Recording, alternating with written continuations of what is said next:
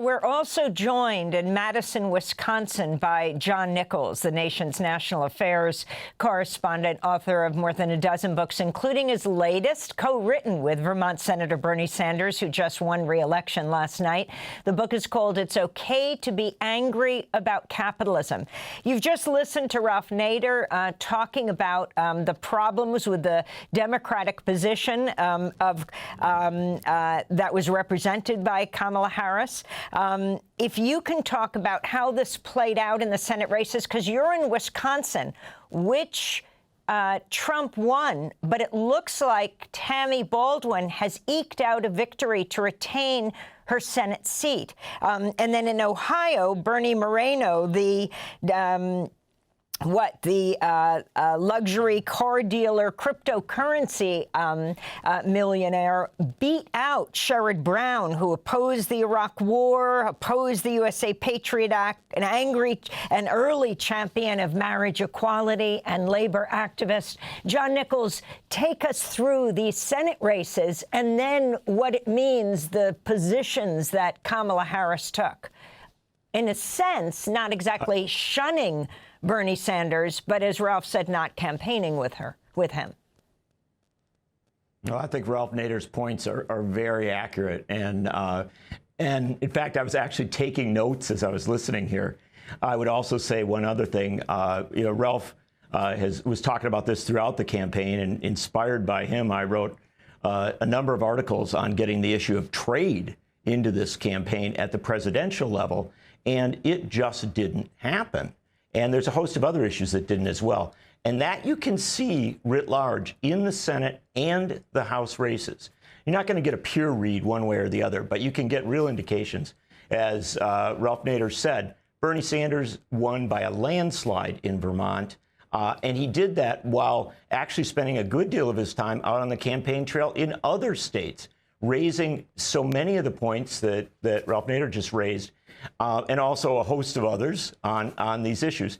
Tammy Baldwin won in Wisconsin, and I think that's a race that really is going to be worthy of dissection, because Tammy Baldwin was one of the few candidates running for the Senate on the Democratic side that consistently ran ads that featured workers and union members, multiracial, multi-ethnic, talking about their challenges, pensions being taken away, bad trade policies, all of these things that we're discussing here today. And so, though she won very, very narrowly, Tammy Baldwin's victory is actually a real example of what you can do, because she ran, and we'll get the exact figures, it looks like she ran about 60,000 votes ahead of the top of the ticket in Wisconsin. That was obviously deciding. Let me give you a few more details on where we're at. One of the things that Ralph Nader just said that's really important is that Congress is essential in all of these equations. We have to look at the Congress as a potential, not a certain, but a potential place of opposition and an actual ability to stop some of the things that Donald Trump would want to do as president. In the Senate races right now, it is absolutely clear the Republicans have won the Senate. They're going to have a majority of at least 52-48, and I fear that will probably expand a little bit. There are still technically 6 uncalled races.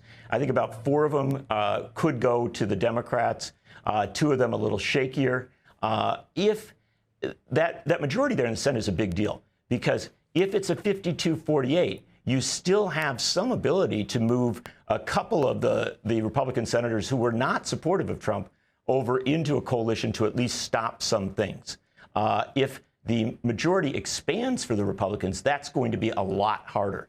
But one of the things that we have to focus on right away is organizing in the states where there are Republican senators who could be moved or who might be moved on particular issues. That actually happened during Trump's first term on some education issues where teachers union activists in places like Alaska got Lisa Murkowski to move on particular issues, very vital votes.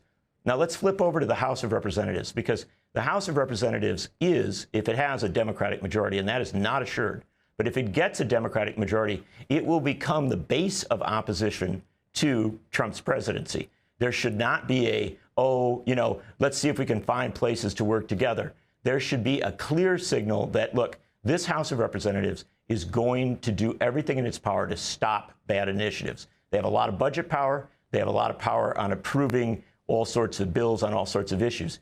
They have to have a united caucus. What's critical in the House is the number of seats that are still up for grabs. I looked just before we came on air. There are 54 seats up for grabs. Most of them are on the West Coast in California, Washington, and Oregon, very Democratic states. But there are also some out in the Midwest and a number even on the East Coast. Once we get a read on where the House is, I think that the likelihood is that it will not be a large Democratic majority if the Democrats win it. And again, I emphasize they may not win it. But if they do win it, it won't be a large majority. But if it is, if it's even 3 or 4 seats, that's enough space if Speaker Hakeem Jeffries and other people recognize their critical role as a check and balance on the administration. If, in fact, the House goes Democrat. But, John, we're going to have time to also talk about this in the second hour.